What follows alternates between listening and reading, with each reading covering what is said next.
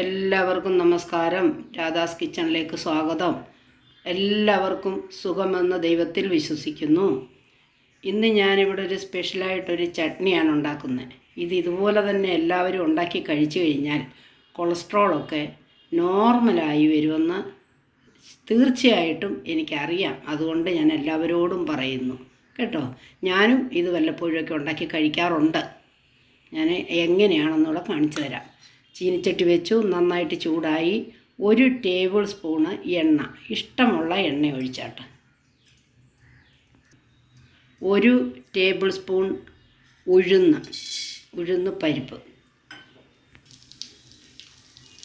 1/4 teaspoon ഉലുവ, അതും അതിൻ്റെ കൂട്ടത്തിൽ തന്നെ ഇടുവാണ്. 1/2 ടീസ്പൂൺ ജീരകം, അതും കൂടി ഇട്ടു. ഇത് മൂന്നും കൂടെ ഒന്ന് മൂത്തോട്ടെ, എന്നിട്ട് ബാക്കി കാണിച്ചു തരാം. ലൈറ്റ് മെറൂണായി കഴിയുമ്പോൾ നമ്മളൊരു 9 ഉണക്കമുളക് അതും കൂടി ഇതിൻ്റെ കൂട്ടത്തിലിടുവാണ്. ഒന്ന് മൂത്തോട്ടെ. 4-5 കുടം വെളുത്തുള്ളി തൊണ്ട് കളഞ്ഞത് കണ്ടോ, 1/2 കപ്പോളം ഉണ്ട് കണ്ടോ. ഒരു 200 ഗ്രാം ചെറിയ ഉള്ളി വാങ്ങിച്ചു, അതിൻ്റെ തൊണ്ട് കളഞ്ഞെടുത്തപ്പോൾ എന്താ കണ്ടോ, ഒരു 150 ഗ്രാമെങ്കിലും ഉണ്ട്. അതും കൂടെ ഇതിൻ്റെ കൂട്ടത്തിലോട്ടൊന്നിട്ട് ഒന്ന് വാട്ടിക്കോട്ടെ. 1/2 ടീസ്പൂൺ ഉപ്പും കൂടി ഇട്ടു. ഉപ്പ് പിന്നെ നമുക്ക് കുറവുണ്ടെങ്കിൽ നമുക്ക് ചെക്ക് ചെയ്തിട്ട് വേണമെങ്കിൽ പിന്നെ വിടാം കേട്ടോ. അതുകൂടാതെ കറിവേപ്പില കണ്ടോ, ഒരു പിടി കഴുകി വാരി വെച്ചിട്ട് അതും കൂടി എടുത്തിട്ട് ഞാൻ ഓഫ് ചെയ്തു. ഇത് നന്നായിട്ട് മൊരിഞ്ഞിട്ടുണ്ട്. ഒരു തുള്ളി വെള്ളം പോലും തൊടാത്ത ഒരു ചട്നിയാണ് ഞാൻ അരച്ച് കാണിച്ചു തരാം. ചൂടാറി കഴിയുമ്പോൾ നമുക്ക് മിക്സിയുടെ ഗ്രൈൻഡറിൽ ഇട്ടിട്ട് അരച്ചെടുക്കാം. അപ്പം നമുക്ക് പുളിയും കൂടെ ചേർക്കണം, കുരുവില്ലാത്ത പുളി കണ്ടോ, ഒരു ചെറിയ ബോൾ കണ്ടോ, ഇത്രയേ ഉള്ളൂ. ഇതേണ്ട് ഞാൻ നന്നായിട്ട് അരച്ചെടുത്തു. ഇത് ദിവസവും ഓരോ സ്പൂൺ വെച്ചേ കഴിക്കാവൂ കേട്ടോ.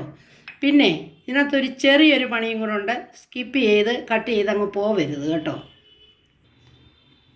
ഫ്രൈ പാൻ വെച്ചു, നന്നായിട്ട് ചൂടായി. 1 ടീസ്പൂൺ എണ്ണ ഒഴിക്കുക. 1 ടീസ്പൂൺ കടുക്.